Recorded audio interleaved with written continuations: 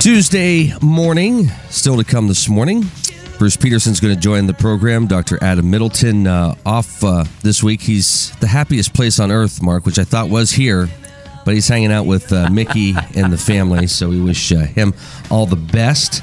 But joining us now is attorney Melissa Bergman. Good morning. How are you today? Good morning. Doing well. Thank you. Welcome to the program. Thank you.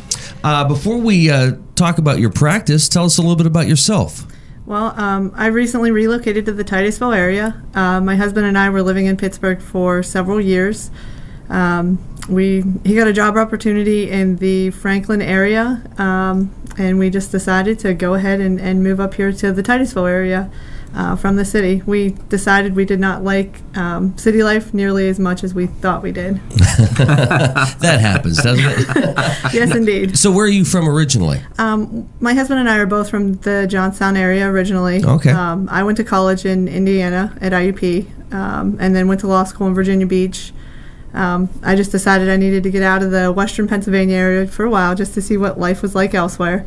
And then we decided to come back to Pittsburgh when we found out that I was pregnant with my daughter, my third year of law school. Wow. So here we are. Now, how did you find Titusville? Were you throwing darts at a map? No, okay. Actually. One of my friends from law school is from the outskirts of Titusville. And I told him, hey, my husband got this job in Franklin. We want to move up that way. What would you suggest? And he said Titusville. Absolutely, without a doubt. Really? So, are you able to say who that was? yeah, absolutely. It's Nathan McGrath. Yeah. His parents still live here on the outskirts of town. And he suggested that we really consider this area. I looked at Meadville and at Franklin, since they're both county seats, and that's where the courthouse is. And then we also looked here in Titusville, and we just decided this was it. We really liked it here. Wow. And you moved here when? We moved here in the beginning of September. Wow. Well, that's a big change from the city. It is, but it's been a welcome change. And we definitely enjoy the more relaxed pace and not having those stressors that you have living in the city. Sure. Now, talk about getting into law. Is that something you always wanted to do, or did you kind of end up there after taking a certain class? Or No, I actually, whenever I was 5 years old, I told my mom that I was going to be an attorney. And for my parents, this was pretty interesting because I come from a pretty humble background. My dad works in a door factory, and my mom, at that time, she worked in a hospital pushing patients. She was a patient transporter. Not really pushing patients. No. Okay. I'm sure there was some that she wanted to, though. Yeah. But they both were like, go for it. If that's your dream, do it. Absolutely. And I said, okay, well, I'll work hard. I'll do what I need to. I finished in my top of my class in high school, went on to college, and unlike most people who go to IUP and it's I usually party, for me it was I always study. So during college, I worked 2 jobs and maintain a very full schedule, typically 18 credits or so, and managed to finish with 2 degrees in 4 years. Wow. It was definitely an experience, and then on to law school. And any law school is always an experience and always a challenge. But did well at Regent in Virginia Beach, and then came back here. Well, congratulations. Thank you. Well, now that you're here, tell us about the practice. Mainly, I'm handling family law cases right now. There's also some criminal work that I'm doing and estate planning, but family law is my bread and butter. Most of the time, I enjoy those cases. You always have that client that drives you a little bit crazy. But for the most part, I enjoy helping the family through a difficult time, trying to provide them some alternative solutions. One thing that I do that a lot of other attorneys don't do is to offer what's called a reconciliation agreement. The reconciliation agreement is an agreement where the parties can come to terms and say, here's what I'm planning to do in order to try to make this marriage work. Instead of focusing on how are we just going to divide everything, we instead focus on, what aspects can we look at to try to save this family. Wow. Yeah, and that's a different approach than most attorneys take. Where the divorce is necessary and that's what should happen and what needs to happen, by all means, I'll be your advocate. I will fight hard for you. But whenever I think that there's a possibility that the family could be saved and we can utilize that type of agreement, I'm all for it. They say, money is a big issue with breaking up families or relationships. Do you find that's the case? Or when you're looking at these situations and you think, well, really you're talking about one thing. Why talk divorce when you could stay together if we just get over this one hurdle? Is that one hurdle money, or is it typically a few other things? It depends. I mean, every family is different. Quite often it is money. That's usually the biggest fight. You know, my wife spends too much, my husband's too stingy with it, whatever the case might be. You know, a lot of other times there's disagreements on how to raise the kids, everything's fine, then the children come along and, you know, we have completely different ideas. So it's a wide range of different, you know, different problems with every family. But whenever it is just that one problem, and I'm no family counselor, and I don't pretend to be.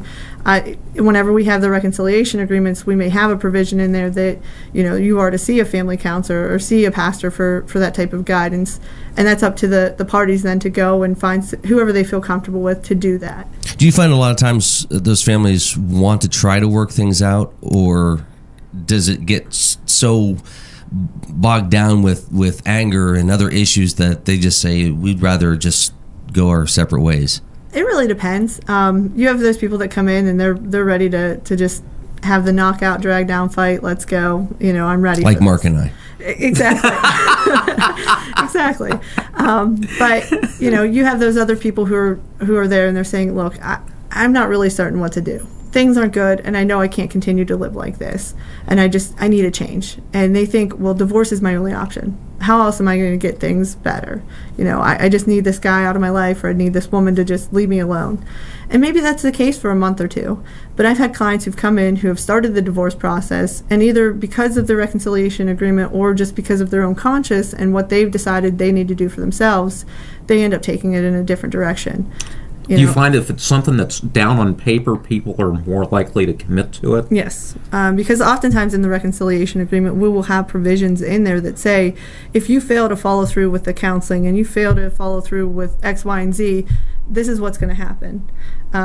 It doesn't have to be to that extreme, but it can be. And I think that having that sort of accountability where, you know, there are repercussions for not doing what you're supposed to. Even if you know after 5 counseling sessions, this really isn't going to work. At least you can say, I fulfilled my obligation. I did what I was supposed to. We both gave it a good faith effort, and, you know, divorce is what we need to do. Well, Mark, I'm thinking we should have gone through some classes before you and I started to work together. Yeah, long time ago. Yeah. Is it too late for us? I think so. No, okay. Sorry. I understand from a previous conversation, perhaps with Kate Hopfner, that one of the things that you really enjoy is adoption cases. It is. I haven't been fortunate enough to handle an excessive number of those, but I have handled several. And that's always a very fun time. You know, being able to see a family come in and accept this child as one of their own and bring them in, and, you know, and regardless of the situation where the child came from, whenever they are able to go ahead and just accept and love this child and know that this child is going to be permanently placed with this loving family, is, to me, that's the best feeling in the world. It's 8:20 here on this Tuesday morning. We're here with attorney Melissa Bergman. This is the Morning Drill on Stream Television and the Allegheny News Talk Sports Network. Sometimes when it comes to adoption, people will hold off because they think, oh, it's going to be such a long process, or, you know, we just don't know if we have the time to commit to going through that. What's the typical length of time? It really depends. It depends on the type of adoption. It also depends on whether you're going through a private agency, a state-run agency. There's a variety of factors there. If it's a step-parent adoption, that's fairly quick and easy, or it can be. In that situation, you would move to have the parental rights of the actual biological parent terminated, and where that biological parent hasn't been involved in a number of years, which is often the case, that's not a difficult process to go through, as long as you know where the biological parent is. Now, where you're doing either a private or state adoption, you would have to go through a home study, and there is some expense related to that. There's a few other hurdles, some interviews. You know, you have to make sure that you're approved for that and that things are given the okay. Once all that happens, the actual court process is not very difficult and does not take very long. It's one of the few times that I really enjoy being in court, and, you know, the judge is happy to be there, so everybody wins. And that's important. Absolutely. Before coming here, did you do much research into the court systems? Did you look into the judges and other attorneys? I did, and that, to me, that was part of the appeal. I felt that not the appeal, but I felt that many of the judges and the attorneys in this area were like-minded compared to me, compared to the attorneys in Pittsburgh. And I love Pittsburgh, don't get me wrong, but in the city you tend to find a bit more liberally minded people. And if you talk to me for 5 minutes, you'll know that I am not a liberal. And I'm not ashamed to say that. That's just who I am, and I'm very comfortable with that. In Pittsburgh, that is frowned upon. If you don't have very liberal opinions when you go into court, I actually had one judge say to me, "I can't believe you honestly believe that." Really? Yes. And wow. Yeah. And that's a case that I don't really want to talk about, but it was a custody case. And I expressed an opinion in the case, and she said, I just can't believe you honestly think that. And to me, that wasn't her place to say that. I was expressing the opinion of my client, which I agreed with, and promoting that opinion, and she just shut it down. Wow. I'm sure there's other stories that that you could share, but coming here then, we have talked before, and you said that part of the appeal was just a great place to raise a family. You still have that love of Pittsburgh, less than 2 hours away. Erie's an hour or less away. Buffalo, Cleveland. You've got all these great resources around you, but yet you can raise your family in a very safe environment. Yeah, my husband and I have a 4.5-year-old, and we also have 2 dogs now. We have a St. Bernard Mastiff mix and then a Boxer mix, so not small dogs at all. But they are, being able to come here and live in a place where I'm not constantly worried about checking to see if the doors are locked, or knowing I can open our back door, let the kid and the dogs out, and be able to let them go for 5 minutes at a time. That's a wonderful feeling. Whenever we lived in Pittsburgh, I wouldn't have even thought about letting my daughter outside by herself until she was probably 8 or 9. Wow. So it's a big change, but definitely for the better.